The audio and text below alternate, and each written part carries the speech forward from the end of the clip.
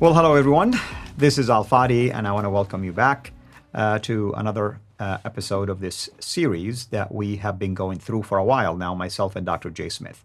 And we have been really unpacking a lot of things, especially problems with the source material for Islam. And last time we compared it to, for instance, the available source material for the New Testament. Today I want to ask a question of Dr. J, and I want to say this. Dr. J, of course, welcome back. The question is, what would happen if we would compare the standard Islamic narrative, source, dating, to, let's say, the history of the United States?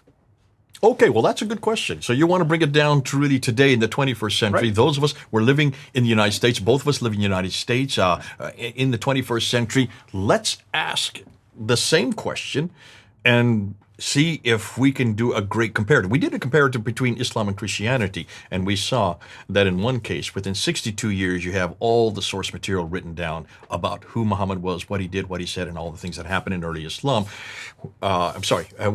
Christianity, everything, who Jesus, let me just do that again. Who Jesus was, what he did, what he said, and everything that happened in his life, and how the early church began. That we saw within 60 years, compared to 200 to 300 years for who Muhammad was, and what he did and what he said and how Islam began. Let's now ask about United States. We're living in the United States.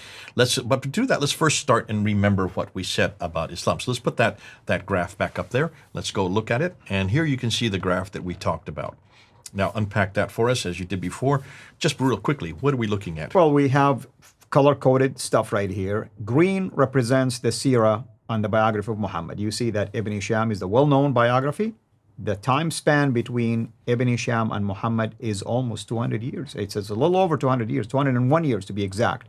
You have Al-Waqidi, the same thing, 200 and at least 3 years after the time of Muhammad, meaning we have a problem with the eyewitness accounts. Then the color blue represents the sayings of Muhammad, the hadith, which every Muslim basically is going to rely on that to learn. For instance, how do you know that you have to pray 5 prayers, for instance? How do you know what you need to do in certain, rituals and things like that? Hadith is wealth. All of the 5 stages of the Hajj are from this area. Exactly. But you don't have anything earlier than that on Exactly. Look at the dating. The date difference is 240 years between Bukhari, for instance, known as the authentic Sahih, compared to the time when Muhammad lived. And then we get into the commentaries, the tafsir, and you look at the Tabari, and now it's starting to grow even further. 300 years span between the time of Muhammad and when the renowned commentators Al-Tabari began to at least report things to us. And he also is responsible for tarikh, for what we call the history of Islam, or at least recording historical events for us. So let's look at another timeline. Let's put this timeline up here. This is a modern USA comparison. What I'm going to do, and I'm going to look at George Washington and the Constitution, because we are dependent on George Washington. Constitution is what is the standard, the laws, the institutions by which we follow. There's a huge amount of debate going on right now as we speak on constitutional matters. Do we still stick with the Constitution? We have the Second Amendment that is being debated at the moment on gun ownership and what kind of guns. These are enormous matters for those of us in America, just like it would be enormous matters for Muslims. They need to go back to a category. They need to go back to a book or a man. They go back to Muhammad and the Quran. We go back to George Washington and the Constitution for our standard. Okay? Now, not every American will agree with me on this, but I'm just using this as a litmus, as a test. And not everybody is constitutional, not everybody cares for George Washington, but I do and you do, because he is the founder of America, and the Constitution is the book that we go to, the document that we go to know how we're to live today in the 20th century, or any century. So, George Washington, as you can see there, died in 799. The Constitution. 1799. You mean. Did I say 799? I mean 1799. Right. Thanks for correcting me. Thank goodness I'm not. I'm not. What's the canonical in everything I'm saying? 1776 is when we got our independence. So that's when the Constitution was written down. Now, if we were to apply what Islam has for their book and their man, we're looking at our book and our man for the United States. Right, and 23 years span. What an amazing thing, isn't it? So, that's right. What about his biography? So, first, if we were to use the same category the same time span, 201 years, as you noticed when we looked at the first graph, that means that we would not get the biography of Washington until 2000 AD. We're now in 2021. That means the biography of Washington would not have been written down, would not have existed except for 21 years ago, until 21 years ago. Okay. How does that make you feel? Well, I mean, I'll start to question everything about what Washington did or said, or if even he was responsible for the Constitution or for anything else related to the early history of the U.S. I mean, okay. So Joe Blow was the one that wrote the life of Washington.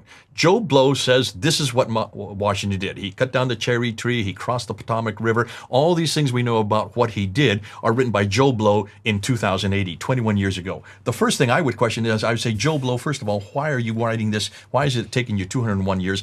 Where did you get your sources from about what Washington did? That would be the first question I ask, right? That's right. And Joe Blow will say, oh, I was fascinated by his character. Okay. I would also like to know what Washington said. So that's his biography. That's bad enough. It's only been out for 21 years. There would be a huge rush on getting his biography.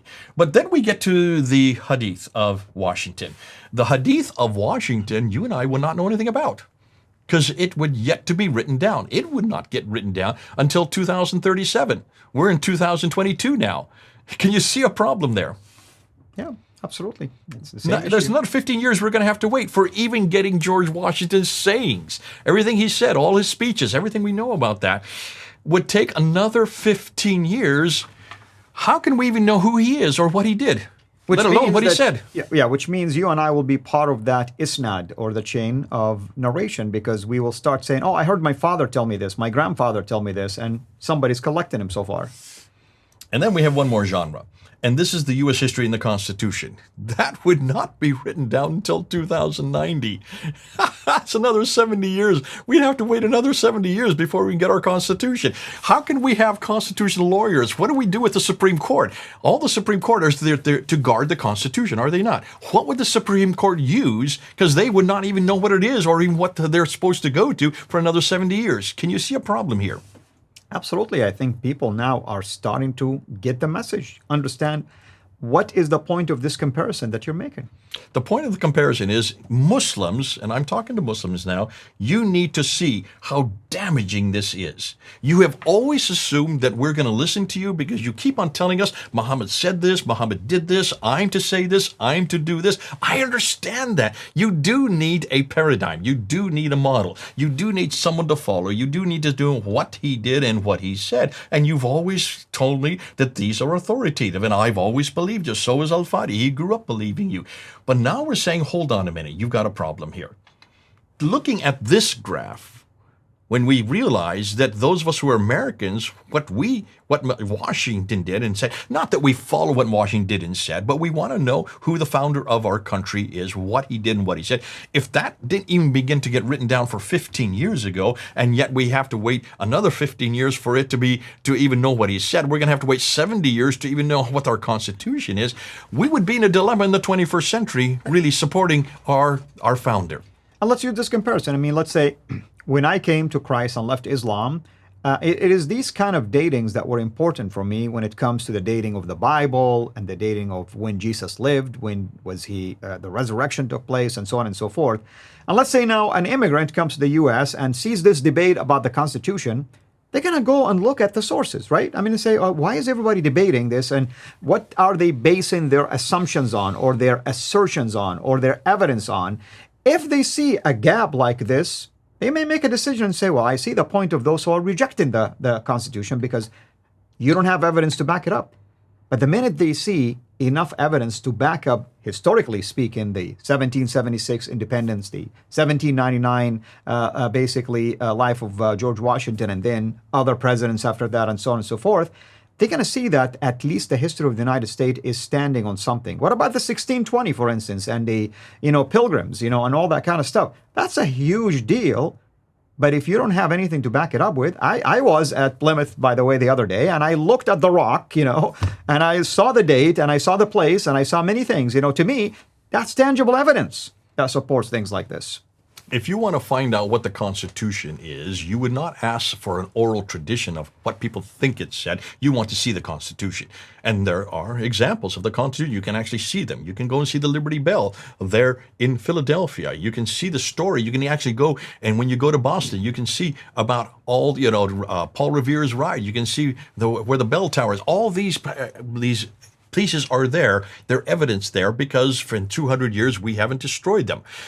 If we demand that of George Washington and of our Constitution, that we want to see the evidence, I would suggest that Muslims must demand the same thing of Muhammad and everything he did and everything he said, and certainly the city where he lived. I would ask that they demand that. I would listen. We demand that of Christianity. We want to see where Jesus was born.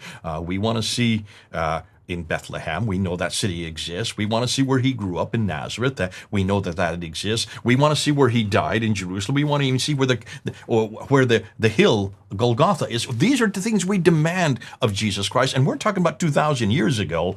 Muslims, therefore, must also demand the same thing, because I'm going to demand it.